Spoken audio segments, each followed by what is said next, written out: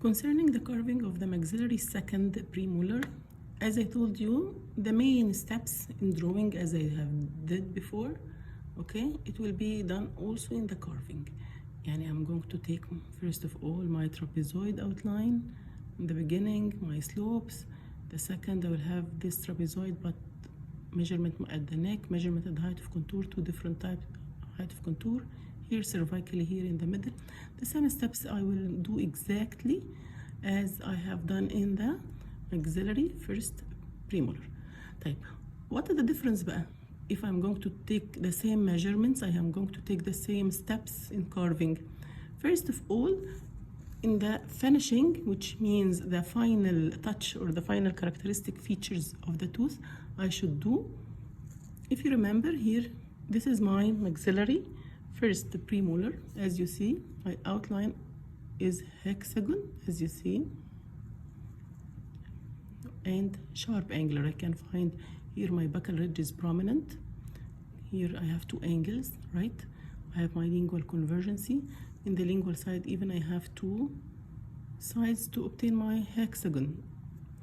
So what about the second? Mainly, I will find it oval shape, as you see. It is oval, okay? My buccolingual dimension is greater than the mesiodistal. But actually what happened here, I have my buccal ridge is less prominent if you compare this and that.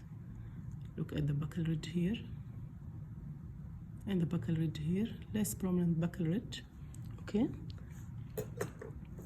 Then I have again my lingual convergency, and in the lingual side it is mainly rounded. So all over the maxillary second appears more rounded in the occlusal aspect, right? طيب, what about my carving inside and the occlusal step? Here I used to do 1 millimeter, right here at the margin, which are the marginal ridges, and my central groove is long and giving thin marginal ridges, and then I break my mesial marginal ridge with my MMDG, right? Okay, what about the second? If you see here, what I have done, just short central groove, make the marginal ridges more thick. And if I'm taking here 1 millimeter and 1 millimeter at the borders, here make it 2 millimeters and 2 millimeters, or 1.5, 1.5, make it thicker according to the occlusal ratio, okay? Okay, so I make my marginal ridge at the thicker proportion. I make my central groove shorter, as you see. Then what I'm going to do, I will separate and do the same, but here I should make this, if you see this triangular ridge, sharp triangular ridges there, as you see. But here I have rounded triangular ridge.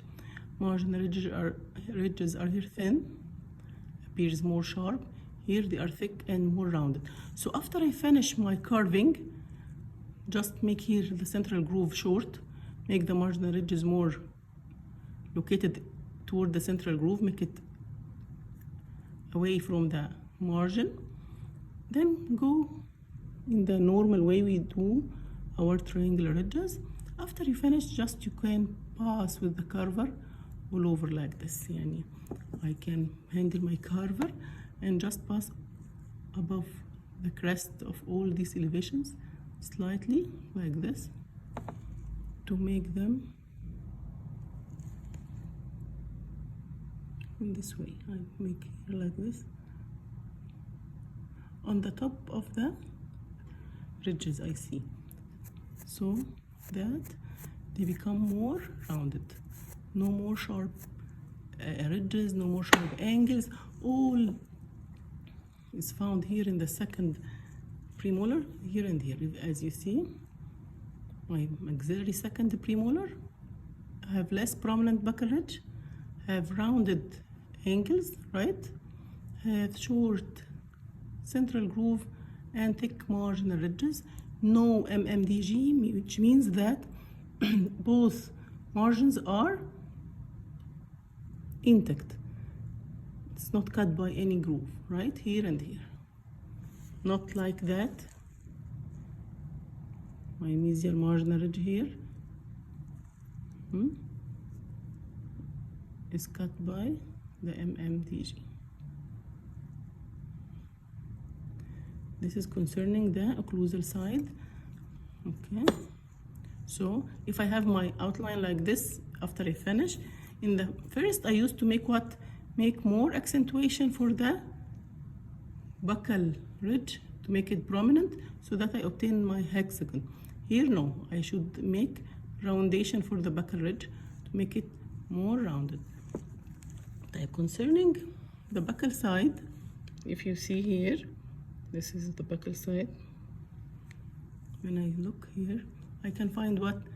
Can you see here the buccal ridge in the upper first is prominent buccal ridge. Here mainly the surface is almost convex with minimal curvature of the buccal ridge. My cervical line here, when I'm going to draw my cervical line, again make it more flat. When I make it more flat, what happens? This gives more thickness of the neck region. Here, if I make my cervical line slightly higher, more curved, it gives reflection that the neck is narrower. Here the neck is wider.